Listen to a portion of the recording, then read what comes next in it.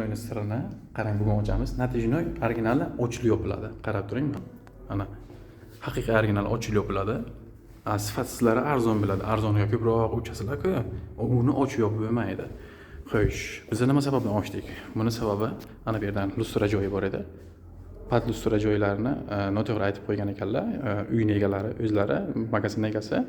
Biz endi pad lustrani mana bu tarafga ko'chiramiz. Mana bu yerda ko'chirishimiz sababi ana eshikdan kirib kelgan paytimizga ana shu ikkita balkonni o'rtasiga bo'ladi pad lustra joyi.